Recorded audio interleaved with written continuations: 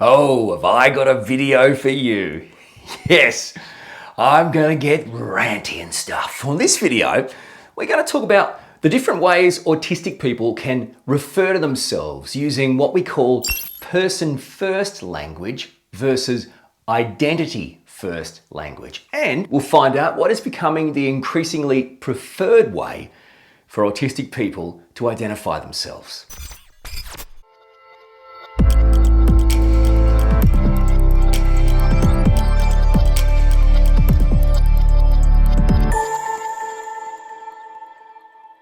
Hey, I'm Orion, like a baby being startled.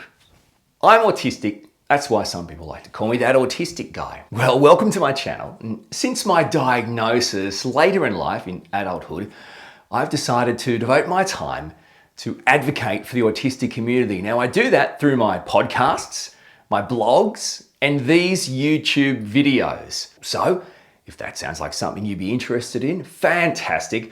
I would absolutely love it if you would consider subscribing to my YouTube channel. By doing that, by clicking the subscribe button and ringing that notifications bell, not only will you never miss another video, but you'll also help me reach more people right across the planet as we try our best to increase that level of understanding and acceptance of the autistic community. And if you're a social animal just like me, I'm not. Yeah, I've got social anxiety disorder. So to call me a social animal would be a stretch, to say the least. People, when will they learn? Nevertheless, for those social animals out there, you can find me on my socials. Yep, you can find me on Facebook. Check out the Orion Kelly page on Facebook and hit me a follow. Instagram, Twitter, TikTok, and I have a website. So please, check out my website.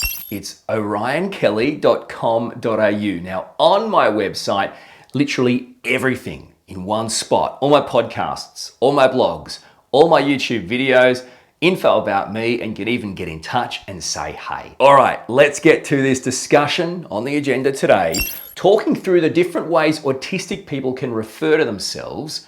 I guess I've already done that by saying autistic people rather than people with autism or people on the autism spectrum. So I've kind of already hinted at how I do it, but we're going to talk through the traditional person-first language versus the increasingly more preferred identity-first language. So let's break them down, and we'll start with the orthodoxy, the traditional approach, which is the person-first language. Okay, now I acknowledge this is a very generalized, simplistic way of providing an example to illustrate person-first language, but just bear with me, okay? So let's say there's a guy named Pete, and Pete is gay.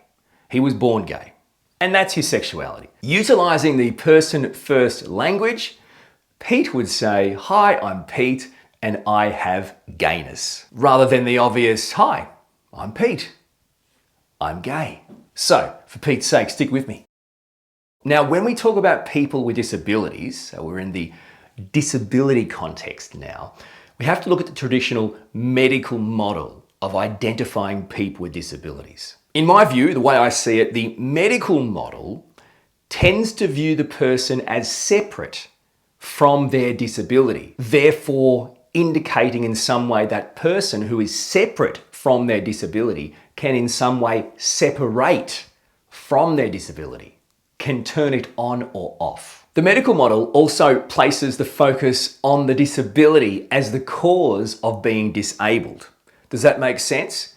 Rather than the world around us, it is our disability that is disabling us to live our day-to-day life in the outside world. One of the problems with this type of language is, frankly, I think it indicates a devaluing of a human being that has a disability. But it also indicates that in addition to that, you'll have to bear this burden alone. You're the one with a disability, hey, we're not doing anything to hurt you. Simply put, person-first language separates the person from the disability and therefore implies that the disability is inherently negative, as if the disability somehow subtracts from my value as a person in the community. Now, at this point, I want to point out that some people with disabilities wholeheartedly and 100% choose to not be defined by their disability.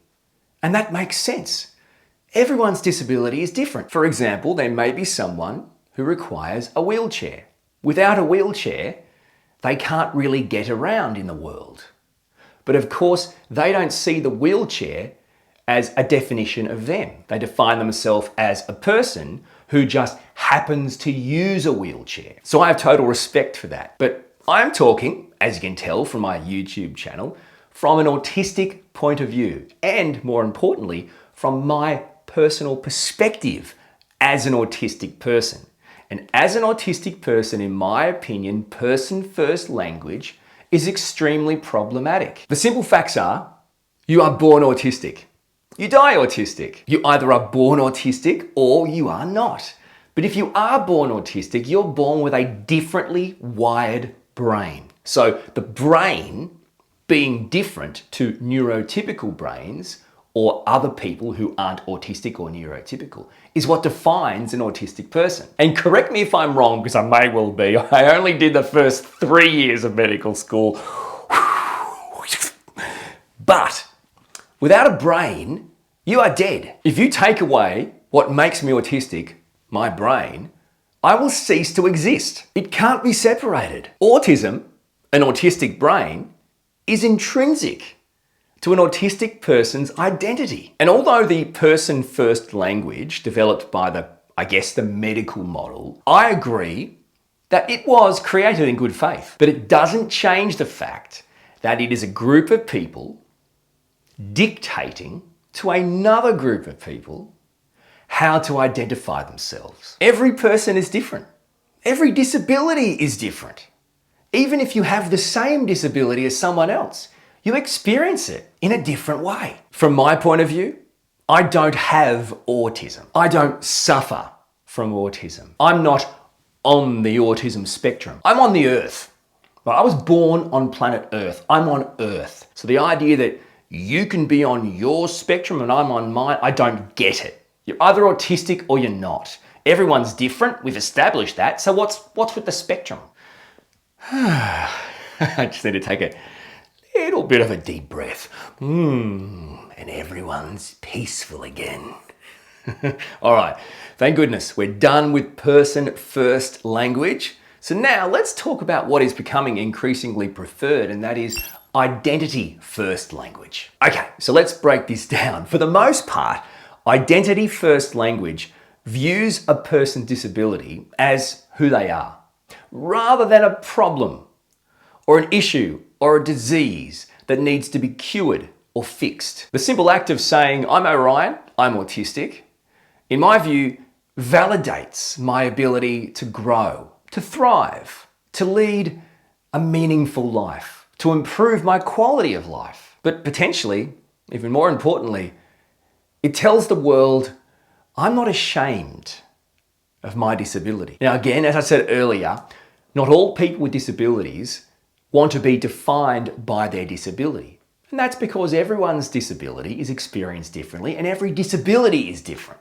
So I 100% wholeheartedly respect every person with a disability to make their own choice and their own decision on how they define themselves, how they identify themselves. I'm purely talking from an autistic person's point of view. And on that note, from an autistic point of view, I genuinely, and I've been thinking about this, I genuinely think that the person-first language we spoke about earlier has survived for so long, in many ways, due to its use, its continued use by parents of autistic people. Let me explain. The way I look at it, parents of autistic kids especially don't have it easy. I'm not saying it's easy to raise autistic kids, but by the same token, I'm not saying it's easy to raise kids in general. The point is, who cares if your child is autistic or is not? Using the person-first language as a way, in my opinion, to get more sympathy or more credit or some acknowledgement from the world that parenting a child with autism is really, really hard only makes you feel better as a neurotypical parent of an autistic child. I totally understand that there are many, many parents of autistic children out there watching this. I'm an autistic adult and I have an autistic child. But I also am well aware, like my wife who's neurotypical, there are neurotypical parents of autistic kids. And I'm certain that many do amazing, incredible jobs parenting their children, both neurotypical and autistic. I'm not saying they don't. I'm talking about the select few that have done their best to continue the use of a language that is inappropriate for their very own children. So I don't think it's rude to say that some neurotypical parents have continued to use person-first language, my child has autism, or my child's on the autism spectrum, as a way of personally just garnering sympathy, garnering attention from the community. Okay, so your life is hard because you have an autistic child. This is what it's about. Really, you're the adult, your child is the child, and you're making it about you. I'm autistic.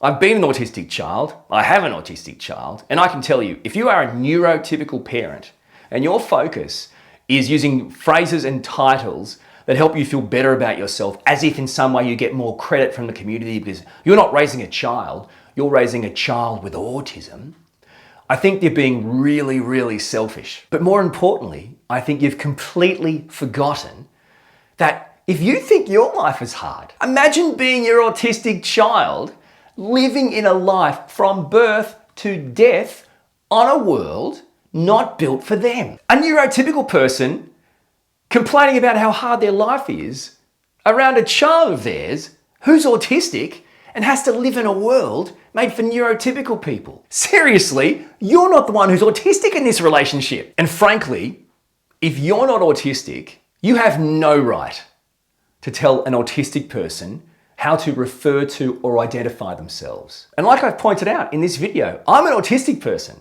talking about ways to identify yourself. But even I have said, I respect people with disabilities to make their own choice. Whatever language works for them is great. But the point I'm making is people with disabilities, not the parents of people with disabilities. People with disabilities. And if you think your child is too young to make that decision, I say go for the best practice, universally preferred within the community method.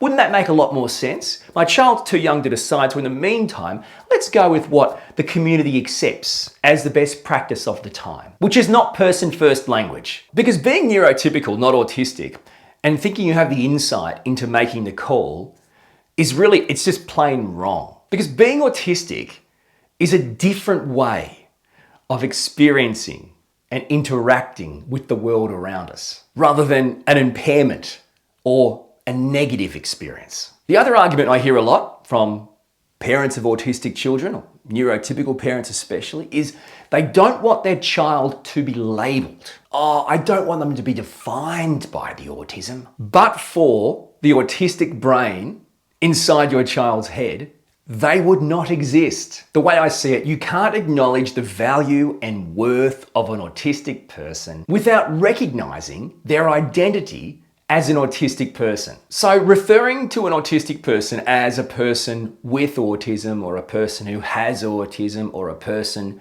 with ASD, or a person who's on the autism spectrum, demeans who they are, because it denies who they are. I 100% respect the right of all people with disabilities, certainly all autistic people, to make up their own mind about how they want to identify and refer to themselves. But I'm not comfortable with parents, family, friends, and the wider community somehow trying to manipulate how they make that decision. Please, I urge you to reconsider. Just think about the potential consequences that we've discussed from using person-first language. I really appreciate you hearing me out, and I respect your opinion regardless of what it is. I just thank you for watching my video. Please hit that subscribe button. Subscribe to my YouTube channel so you never miss another video. And in the meantime, why don't you check out some more of my videos?